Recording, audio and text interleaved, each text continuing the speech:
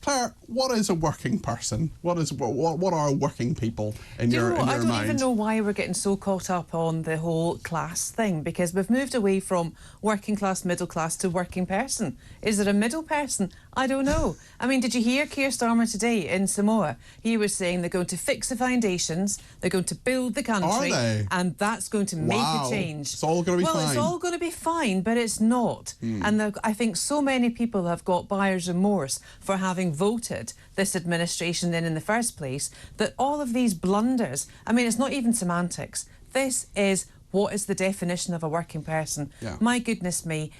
The mother, the stay-at-home mother, the stay-at-home father, you telling me that they're not working? Pensioners? Because they don't get a cheque in the month. Pensioners who've worked all their lives. Starmer has mentioned himself about shareholders. Yeah. What about the people that work in the John Lewis partnership? Very good point. They get shares. Very good point. And they also get the cheque of a month. And also there are people who have, you know, small numbers of shares. We're not talking about captains of industry who have thousands and thousands of shares. We're talking, there are some people who just have, interestingly, it's going to hit the baby boomers, like our parents, and well, your parents probably slightly younger than mine, but they were, you know, they're the carpetbaggers. Remember the Leeds and Halifax merged? Yeah. Everyone got the share issue. Yeah, that's right. British Airways was sold off, British Gas was sold off, and a lot of people bought into those shares. Banks were sold off as well. People got, and got them, and that was a Thatcher thing. That was a bit of, you know, we're buying a bit, we're moving on, we're having social mobility, we're able to enact some form of social mobility. I think we should just scrap the whole class system, but I don't think Starmer can, because he seems to have two-tier everything else. Well, it's really interesting if you look at the different definitions. About half of people, about 49% of people say they're working class. Yeah. Most other people say they're middle class, and then a very, very small number of people call themselves upper class. But the fact you're absolutely right. The fact we're having this discussion is bizarre. It is, and it's entirely self-inflicted. It is bizarre. By Labour. Andy Williams, what do you think about this? Are you a working person? Andy, are you with us? Sorry? You're with us, Andy? Sorry, we missed the first thing of what you said there. Go ahead. Yeah, I think I'm a working person. I think this is the latest comms disaster from the Labour Party, to be honest, and from Keir Starmer. I don't know why they've got themselves so tied up in knots that we're ending up having a conversation that's resulted in him saying, if you're a nurse but you have a small number of shares, you're not a working person. I mean, it's so frustrating as a Labour supporter and as someone who voted Labour and who still thinks that actually this government has a lot of potential. I don't think that the people who are writing off Keir Starmer are on the money. But if we just look at the substance for a minute, I know people are going to groan about this, so Claire, please bear with me. I will. But it's tempting to butt in. We do have to accept that Labour has been left with an absolute mess of an economy, a total mess. There is no money. There is a huge deficit to plug, and that money has to be found somewhere. Now, I don't necessarily agree, actually, with the choices that Rachel Reeves seems to be making at this budget. I don't think we should be raising employer national insurance, because that hits jobs. I don't think we should be raising capital gains tax on shares. I do think we should be going after people with second homes, for example.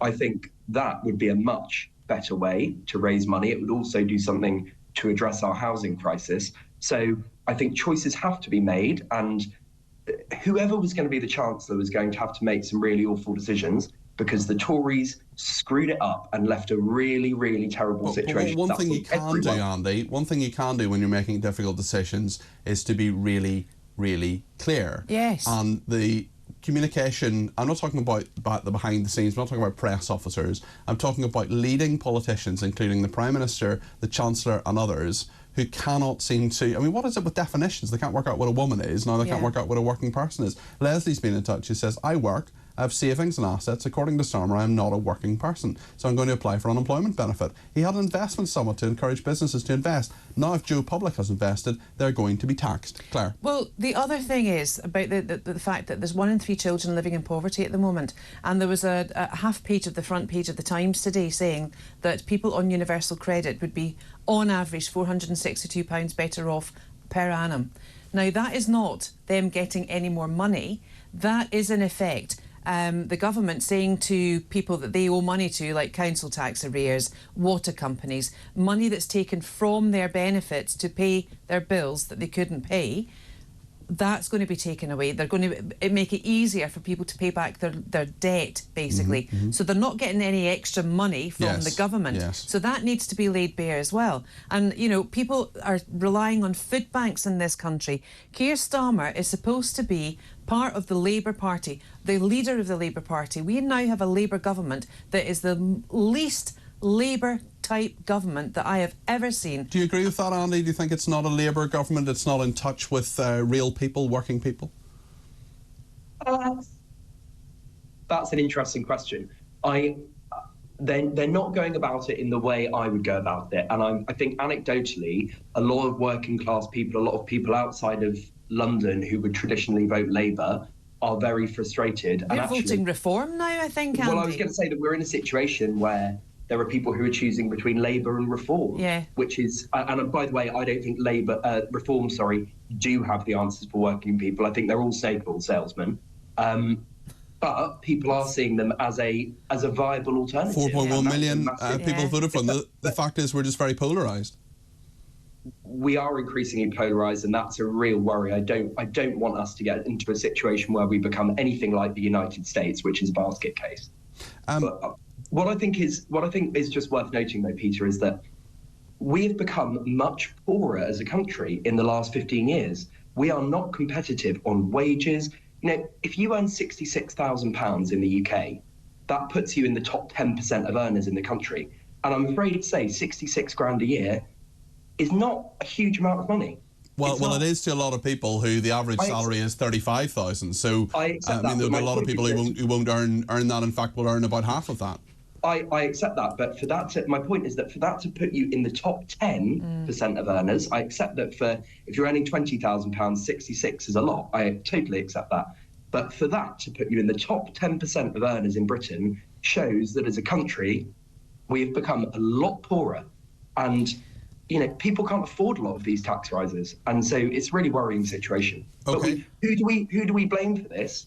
The government, successive prime ministers and successive chancellors who ran our economy into the ground. But Labour have a really difficult task on their hands now. But they had 14 years to prepare for it, Andy. Well, maybe we'll work out... Well, they didn't, Claire, because they made stupid decisions like making Jeremy Corbyn their leader, right? So they had... Some might say that's stupid. I quite like Jeremy Corbyn. Okay, let's leave that one there. We have some breaking news we're going to discuss after the break, and that is that the head of the Commonwealth, Baroness Patricia Scotland, has said the time has come to discuss slavery reparations after the UK insisted the subject would not be on the summit agenda. We'll discuss this, take your calls as well, 0344 499 1000. You want to talk to me, you want to talk to Claire, want to talk to Andy, give us a shout, 0344 499 1000. Plenty of messages as well, but I would like to get some callers on between now and 11.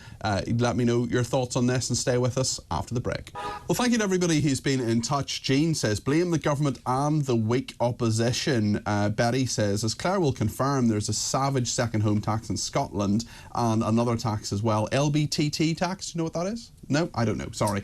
Maybe someone would decode that for me. It's sometimes difficult when you're dealing with lots of different issues when people don't sort of explain exactly what they're talking about. But Betty, nonetheless, I appreciate your message. I have a house and I want to rent land and buildings. What is it? Sorry, land and buildings transaction tax. My ever spring-like, like a coiled spring. Alicia was ready to Google that, the producer who shouted in my ear. I have a house, Betty says, I want to rent to the social market and buy a small flat to retire to. I would pay £40,000 to £50,000 tax on the price of my retirement property, tax on the income tax on my pension, all because I want to be independent of the state. Dependence equals dictatorship, says Betty.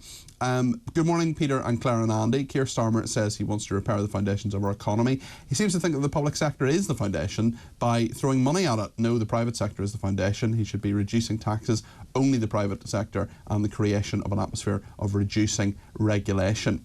The very fact that all of the people have houses, shares, savings and wealth they want to tax is because of Thatcher's policies. They want to give the post office to the employees as a partnership. That means all will have equal share and are therefore no longer working people. They're bananas. Second home tax destroyed the rental market and increased prices in Scotland, says this person. Mike in Rutherglen says, what about the never worked and has no intention of ever working class? Helena says, does any journalist ever ask Starmer, is he working class? What class does he belong Son to? of a toolmaker. Is he? Yeah. What? Didn't you know that? Keir Starmer. I missed that. I missed that.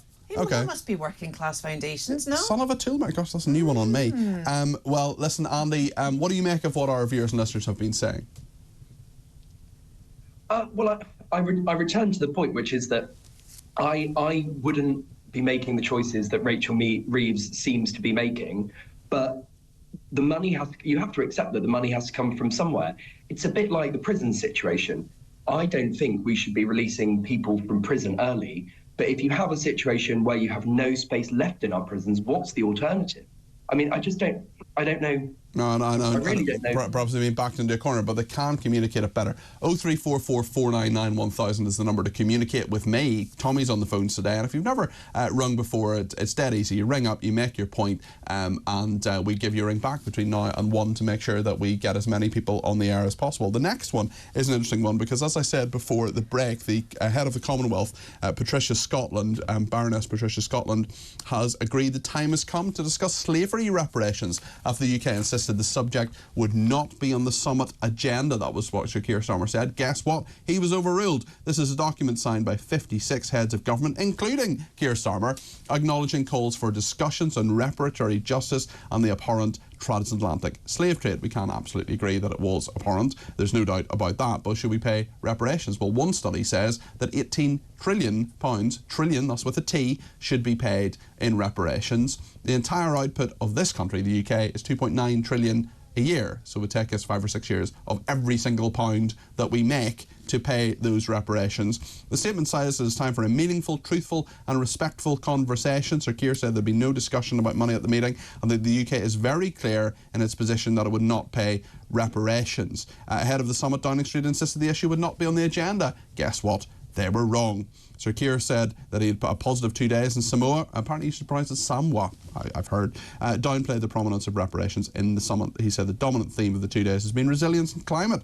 He said, adding that the section of the joint statement discussing reparations amounts to only one paragraph in 20-something paragraphs. So it's only 5%, but it is still there. Claire, should we pay reparations? No, absolutely not at all.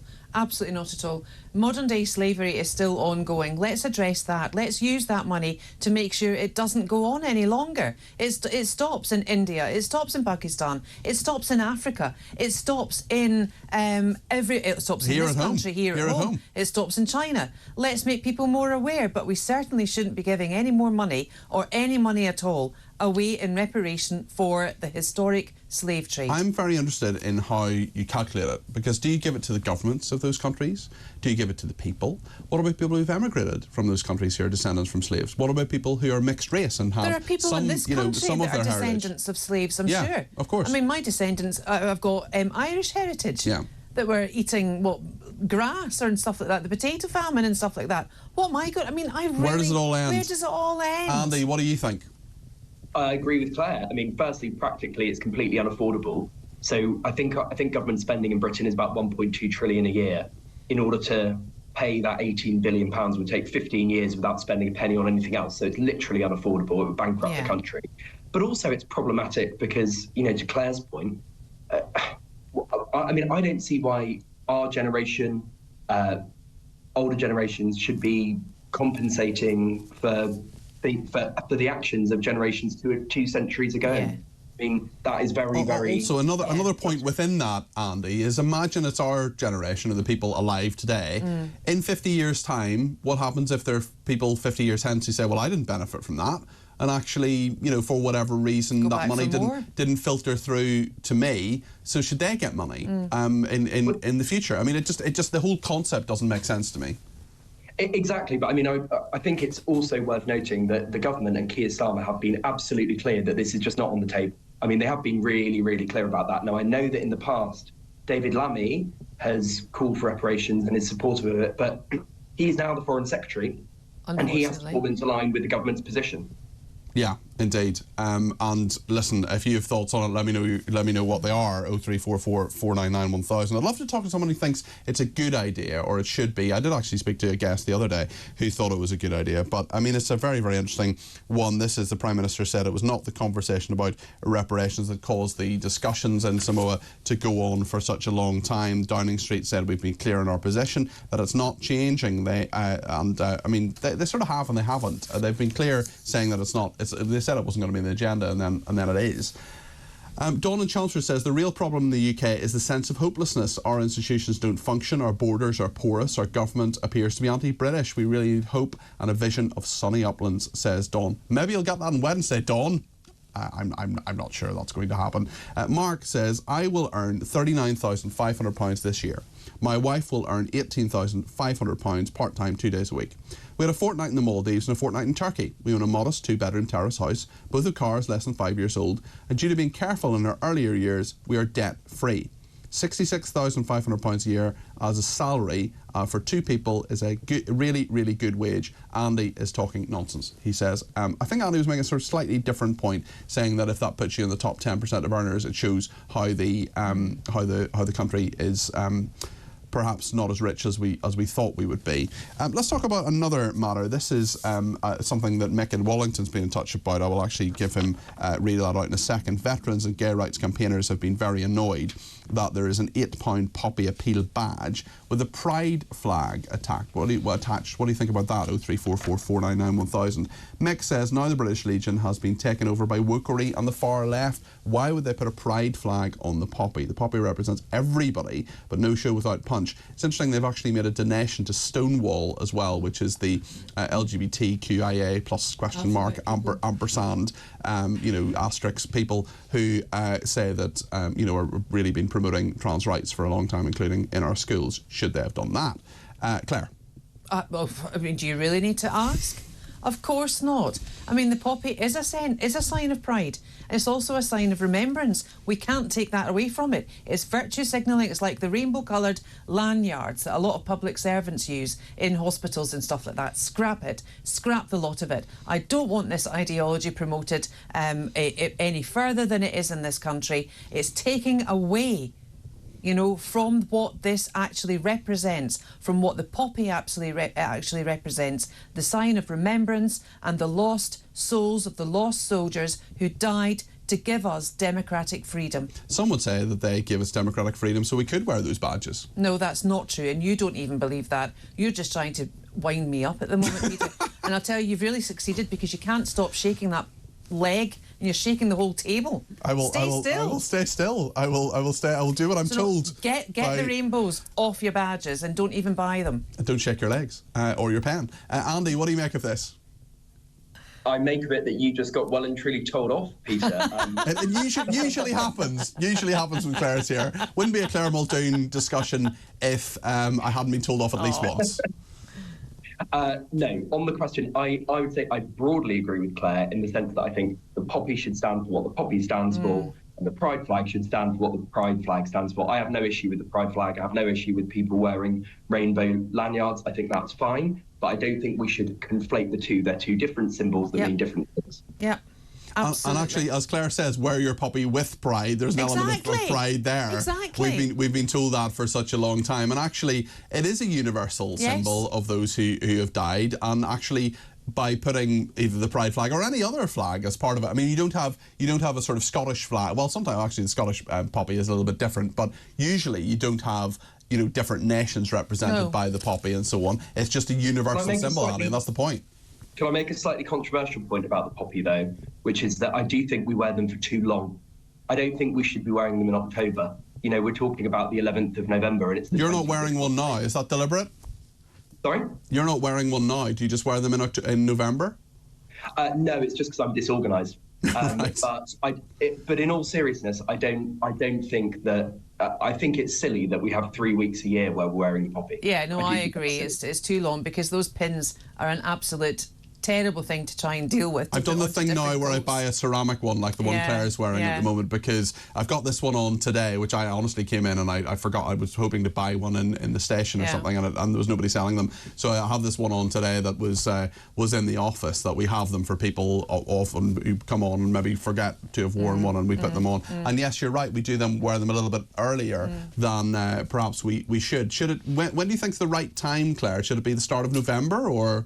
Well, yes, it should be the start of November, I think, because Remembrance Sunday, I think, is it the 9th or the 11th this year? I will check now while you continue talking. I'm really not sure when we do... Is it the... What, Andy? It's on the 10th. It's on the 10th. So that's when the Sunday is. So I would say week commencing the Monday before that, and then just wait maybe up until the next week. I would say the 1st of November might be fine. 10 days up until Remembrance Sunday, and then Armistice Day itself, of course, is the 11th. The 11th of the 11th. OK, we'll leave this discussion here. There are plenty of people who want to get on calls. We'll take some calls with Andy and Claire in just a second, and if you want to add your voice to that, either now or between now and 0344 499 1000. Quite a few messages as well. Maybe I'll just read out a couple of these before the break. Kev Mears from Shropshire says, Peter, the slave trade was terrible. However, the descendants of slaves are better off now than they would have been if their relatives had stayed in most African countries. The figure of 17 trillions, the figure of $17,000 average income in Barbados and $500 in West African nations, so perhaps they owe the nations that took them as slaves. Not sure about that one, Kev. That's why we have many migrants from Africa and very few from Barbados these days, just saying. And where do we stop? Romans, Vikings, Greeks is a view from Kev. That is a very good point in terms of where do we stop. Mark says, for all those nations who want reparations, how about we invoice them for all the roads, railways, technology and the notion of democracy, as well as the ending of slavery that the empire provided them with? That should just about even the bill out. We shouldn't give those grifters a penny, and instead put efforts into eliminating modern day slavery for those who are actually suffering and still alive today. And on reparations, G says, if we are to pay reparations for the past, then how about Germany for the cost of World War II and all who lost their lives? What about China for the cost of the worldwide COVID pandemic and all who lost their lives? Well, Germany were squeezed the lemon and a little bit more, as the phrase was at the time, after the Treaty of Versailles, and some would say that was the contributory factor in some ways to the rise of the Nazis in the 30s, but historians will continue to argue about that for some time. Very interesting messages from Mary in County Down, who says the best reparation Britain could make is a meaningful investment in teaching of the history of slavery and Britain's role in it, including the ending of it. That goes for the Irish famine too, and Britain's shameful role in that. And in countries where Britain was active in the slave trade, particularly in the Caribbean, investment in programmes providing educational and work opportunities for young people. That would help to address Britain's legacy and responsibility. Any notion of handing money to foreign governments, some riven with corruption or paying people directly, is ludicrous. Andy, what do you make about that? Have we got Andy Williams? Can you repeat the question? Sorry, yeah, just what Mary was saying. What do you make of what Mary was saying there? I missed what Mary was saying. Okay, I'll ask Claire. Sorry. Well, that's basically what I was saying. That's what I said. You know, they really should, instead of giving any money back, which they really ought not to, and I really don't think we will, to be honest with you. I think this is much of a conversation, not unlike, the Taylor Swifts, all the time. It's going on and on and on and on. And I'm not minimising that at all. Sure. I am not at all. What happened was horrific, but it happened. Yeah. And we need to learn from it. And Mary just said there, Andy, that instead of paying reparations to the corrupt governments, they should put in place education programmes to make sure it doesn't happen again, and actually to educate what happened. But more importantly, the point Mary also made was the fact of the ending of the slave trade, which Britain played a big part in too. Yeah, absolutely, William Wilberforce. I wonder, Andy, whether we can be a bit cynical for a minute and think this is maybe about governments rather than necessarily the people saying, give us the money and we will decide what we do with it. Yeah, perhaps it is. I mean, it sounds like Mary made a very sensible point there. The other thing I would say is that we have invested over the years, in recent years, a lot of money in international aid. And we had a Department for International Development. Obviously, that money went beyond. It's within the Foreign Office these days, but yeah, you're right. Yeah.